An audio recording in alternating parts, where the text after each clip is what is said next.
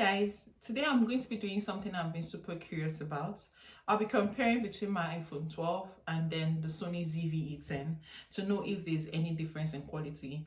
I'm not a camera expert, I'm just a content creator looking for the best ways to level up a video. So if you're thinking, do I get a digital camera or do I stick with my phone, then this video is definitely for you. So currently I'm using my iPhone 12. I'm using two lights in front of me and then one backlight. So I'm going to be turning it off shortly so that you could see how it is in very low light or poor light. But for now, the video quality from my phone is very sharp, it's vibrant, it's very clear. There are two ring lights here and then there is the sunlight. It's actually very clear. So let me take a product and see how it fits.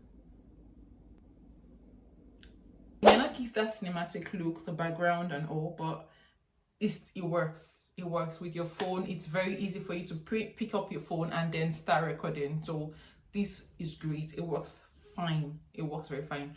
Although I'm picking up background noise, which is normal. That's why you have the external mic. I don't have mine yet, just yet.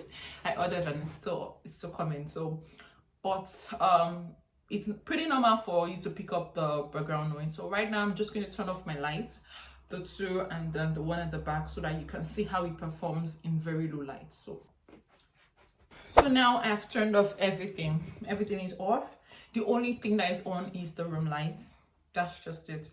But every other thing is off, and as you can see, it's not so great. So if you're going to use your phone, then you should use the sunlight, or if you have other lights, probably your ring light, you should go ahead and use it, because this quality is terrible. But if you can just shoot with this, it's still good. It's still good. The clever bit is where to start from and just starting, but this is how it looks. So I'm going to be testing my Sony Nest so that you could also compare. I'll also compare it with and without the light to also see if there is any difference. Now I've switched over to my Sony ZV-E10. Can you tell the difference? To me, it's bright, it's clear, it's giving a cinematic look. Right now I'm still using my two lights rather. I'm using my two lights and then my back light. I'm going to turn this off just like I did to compare, to know if it's good in poor lights, and then we're going to test that out right now. So let me turn this off. So I'm going to turn on the back one first. So now this is no lights. The only light again is the one from my room, the room light. So apart from that, there is no other light. So this is how it looks with no light at all.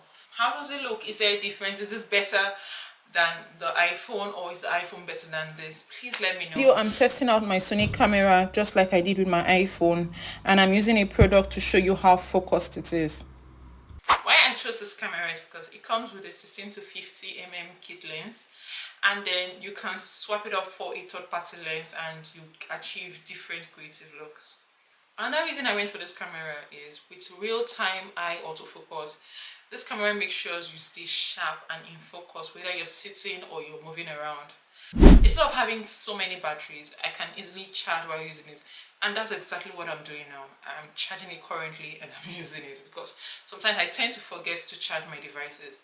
And when I want to record, I want to make sure that I can use it in real time while charging it. One thing that is really important to me, that I really love, that is a pro for me, is it offers multiple color profile, giving you control over your footage, whether you want a natural look, a vibrant, or a cinematic look.